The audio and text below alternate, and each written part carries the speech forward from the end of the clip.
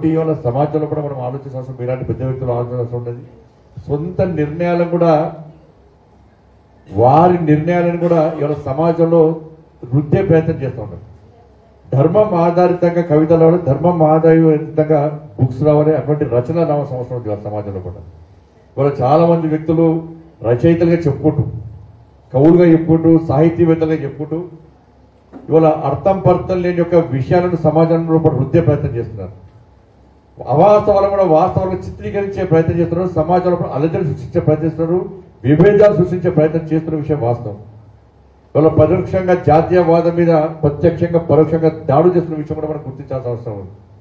వాళ్ళు చాలా సందర్భాల్లో బుక్ స్టాల్స్ పోతుంటాం మేము, ఆయన ఫోటో ఉంటుంది కానీ దానిలో ఏ ఒక్క వాస్తవ విషయం ఉండదు, అలా అన్ని అబద్ధాలే, కానీ సమాజంలో రుద్దే ప్రయత్నం చేస్తూ ఉంటారు.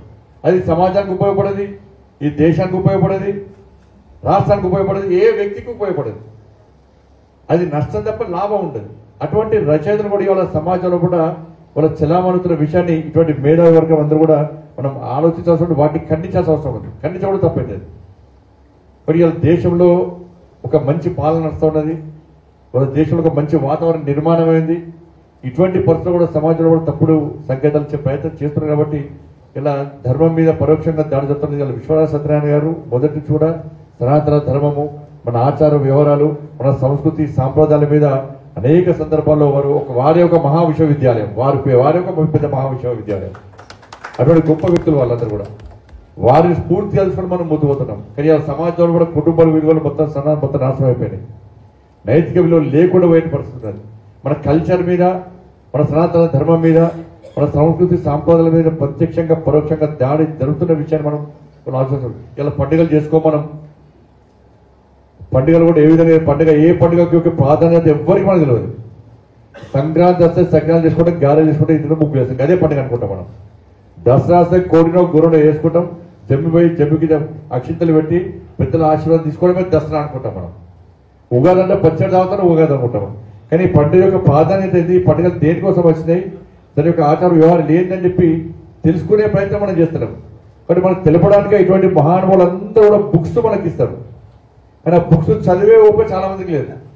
పొద్దున్న లేచి మొబైల్ చూసి సీరియల్ చూస్తారు తప్ప, ఆ రీల్స్ చూస్తారు తప్ప ఇలా బుక్స్ చదివే ఓపిక లేదు, అంత టైం లేదు. ఇదే సాయంత్రం అయితే సీరియల్ చూడాలి. కనీసం మన పిల్లలకన్నా వీడు చెప్పే ప్రయత్నం చేద్దామంటే పిల్లలకు పొద్దున్న లేస్తే రీల్స్, సినిమాలు అవి తప్ప చెప్పే ప్రయత్నం చేస్తారు మనం. కాబట్టి ఈ మొబైల్ ద్వారా ఎంత లాభం అంత నష్టం కూడా ఉన్నది. కాబట్టి మనం కూడా ఇటువంటి గొప్ప మహానుభావుల యొక్క చరిత్రను స్ఫూర్తిగా తీసుకోవాల్సిన అవసరం ఉంది. వారు ఏవైతే బుక్స్ మనకు రచించి మనకు ఇచ్చే ప్రయత్నం చేశారో వాటిని అందరం చదివి దాన్ని స్ఫూర్తిగా తీసుకునే దాన్ని నిత్య జీవితంలో దానిలో కొన్ని విషయాలను పాటించే ప్రయత్నం చేస్తే కనీసం కొంచెమన్న సమాజంలో మార్పు వచ్చే అవకాశం ఉంటుంది. కాబట్టి ఈ బుక్స్ విషయంలో అందరూ కూడా ఇక్కడ చదవలే కాబట్టి బుక్స్ లో ఏముందో తెలియదు కాబట్టి నేను మొత్తం చెప్పలేకపోతున్నా. తప్పకుండా ఈ బుక్స్ చదువుతా. ఈ బుక్స్ చదవకముందే మనకు తెలుసు మనం అన్నం ఉడికిందని మొత్తం ఒక గింజ చూస్తాం మనం. కాబట్టి చూస్తే తెలుస్తుంది వాళ్ళ యొక్క ఆలోచన మంచి ఆలోచన. కాబట్టి తప్పకుండా ఈ బుక్స్ కూడా సమాజానికి ఒక మంచి స్ఫూర్తిదాయకంగా ఉంటుందని చెప్పి మనస్ఫూర్తిగా ఆశిస్తూ సమాజం ఒక మార్పు తీసుకొస్తుంది. వల్ల మన ఆచార వ్యవహార విషయంలో, మన సంస్కృతి సాంప్రదాయ విషయాల్లో ఒక మంచి ఆలోచన ద్వారా ఈ బుక్స్ ద్వారా కల్పిస్తారని చెప్పి మనస్ఫూర్తిగా ఆలోచిస్తూ విశ్వసిస్తూ ఇంతమంది కార్యక్రమాన్ని నన్ను ఆహ్వానించేందుకు హృదయపూర్వక ధన్యవాదాలు తెలియజేస్తూ, కానీ వేరే కార్యక్రమాలు ఒక డే మొత్తం ప్రోగ్రామ్స్ ఉన్నాయి. రేపు కూడా కేంద్ర మంత్రివర్గం వస్తున్నారు స్మార్ట్ సిటీ అభివృద్ధి కార్యక్రమం ఇనాగ్రేషన్ కోసం. కాబట్టి తొందర ఎందుకంటే రాజకీయ ఉపన్యాసం అంటే కొంచెం చచ్చిపోతాను నేను. ఈ ఉపన్యాసం అంటే కొంచెం భయంతో మాట్లాడాల్సి వస్తుంది.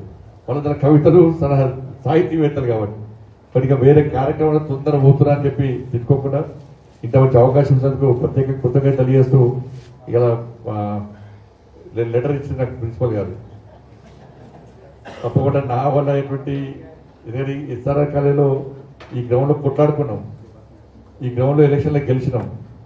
ఎస్ఆర్ఆర్ కాలేజ్ అంటే రెండు గుర్తొస్తాయి, కొట్లాటలు గుర్తొస్తాయి నాకు.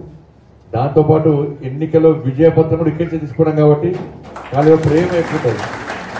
దాంతోపాటు నేను మొట్టమొదటి ప్రజాప్రతినిధి కార్పొరేటర్ గా ఈ ఎస్ఆర్ఆర్ కళాశాల కూడా నాకే వస్తుంది కార్పొరేటర్. తప్పకుండా ఈ కాలేజీకి సేవ చేయాల్సిన బాధ్యత నా మీద ఉంది కాబట్టి దాన్ని బాధ్యతగా గుర్తిస్తా.